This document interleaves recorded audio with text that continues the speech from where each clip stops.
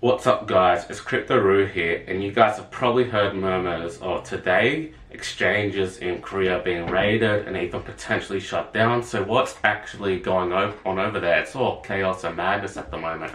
Well, the first thing before we jump into why that's happening, let's take a step back and take a look at actual exchanges in Korea. The first thing you need to know is that on average, coins, cryptocurrency in Korea, is usually worth 10% more than any other exchange in the world. It's absolutely nuts. So this is why Coinbase actually removed Korea from their average coin price, because it was actually dragging it up that much. And when they removed it, everything looked like it took taken a massive drop, and everyone was freaking out, selling their crypto, wondering what's happening. So in this case, why am I even making a video now if I could go and buy all this crypto on the Australian market, then go into Korean exchange, sell it all for an extra 10% on what I bought from, then take that money back out, put it into crypto again, and keep on repeating that process, making 10% every time and making more and more money. Well, the first thing is, if it was that easy, a lot of people would be doing it and it wouldn't be worth 10% more. So that's the first thing to take note. Tax and cryptocurrency is heavily regulated and under a close scrutination in Korea. Number two, taking more than $50,000 out of the country is very hard as a citizen. You have to go through audit approval, tax implications, and so on. Otherwise, Korean citizens would be doing this process themselves. And finally, the third thing, it's actually quite difficult to get registered on a Korean exchange due to their laws from the tax authorities and all that around crypto.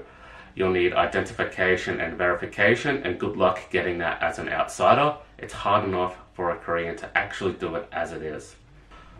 So what's all this mass hysteria about Korean exchanges being raided and potentially shut down? Well, what happened is that the Ministry of Justice has done a raid on the Korean exchanges with police, and the whole idea is that if there's any tax irregularities, they can call them out on it, bring them to court, and recover that money. So it's essentially making sure that the exchanges are actually paying their tax bill, and thus far they all look like they are. I haven't heard any major news of any exchanges being caught out, so to speak.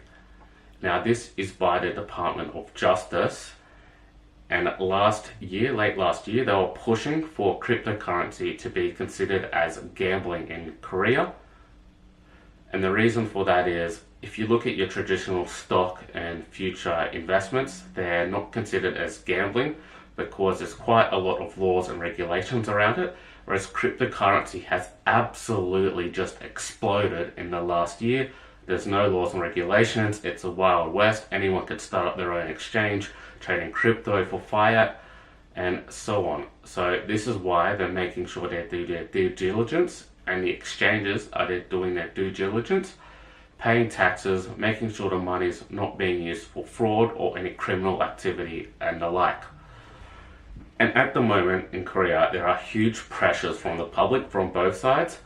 One side, which they want to consider cryptocurrency as gambling, and they want the government to mark it as such and to be scrutinized like that.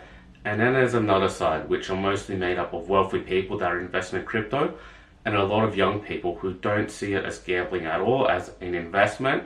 And not just that this technology is a future. It brings a lot of good things to the world and solves a lot of real life use cases.